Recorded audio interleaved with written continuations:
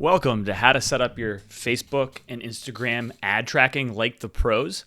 What we're going to talk about today is how to set up standard event pixels and custom conversions correctly so that you can not only monitor your results, but have Facebook work for you so that it's constantly finding you cheaper leads and a higher return on ad spend.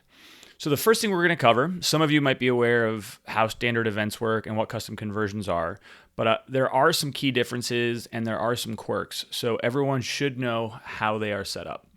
So a standard event, there's currently 17 standard events, but Facebook always adds some and takes them away over time. So that can change. But if you go to your events manager in your ad manager, you can see your standard events. You click details, and details will let you pull up all the details of how your pixels are firing. So you can see here we don't have a lot currently posted. We don't have a very active ad account since we're always busy managing other ad accounts. But that's about to change.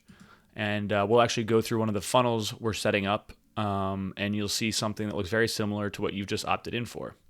So you first need to make sure you have the audience pixel everywhere on your website. And so you do that, you click Setup, manually add code, and right here is your Facebook pixel.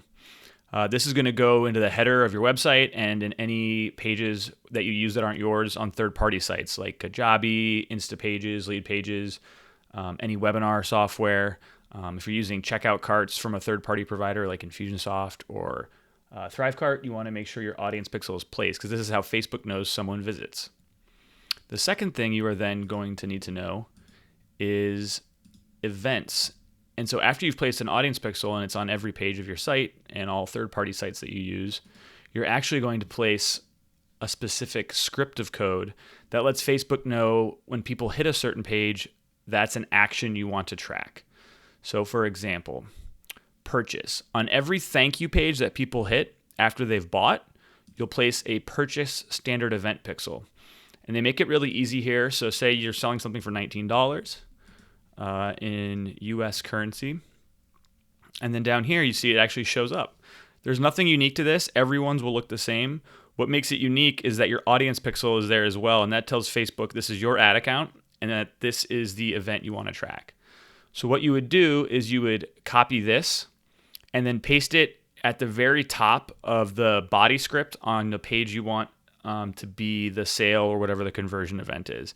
If you're not able to edit the body script, some third-party softwares don't let you, and some WordPress themes don't make it easy. You can always just put it underneath the audience pixel in the header, but only on that one page.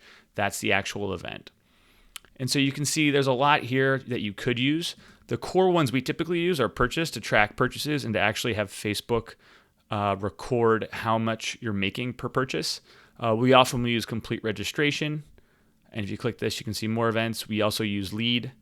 And then for something that's not an actual pure conversion, as far as someone entering in an email or paying, we also like to track how many people are hitting checkout pages. So you can place this standard event pixel on the checkout page. Now, if you're using custom conversions currently, or you're confused by when to use standard events and when to use custom conversions, we always like to recommend that you use both. The key thing is here, standard events help train the Facebook pixel a little better, and it lets Facebook understand what your audience is doing and what you care about, so it actually improves some of your algorithm's results. So it is important to put it there, and it does help you record the data. But you're also going to want to create custom conversions. And custom conversions are based off of not placing any specific standard event, but actually just leveraging your audience pixel, which tells Facebook this is a visitor we want, and then you can just put in the URL of the page that you want to be a conversion. So on the purchase thank you page, you're going to want to put the standard event purchase pixel, but then you could also put the URL of the thank you page in here, name it. You would select purchase here, and you can still put in the value. This lets you double check yourself. So if there's an error with the way you've placed the script, or people are hitting, or if there's a difference in the custom conversion versus the standard event, that's a good way to alert you. But also, we usually don't like to put standard events on every single page, but custom conversions can be made on every single page in a funnel. So what we'll often do is put this on the landing page, make a custom conversion for that.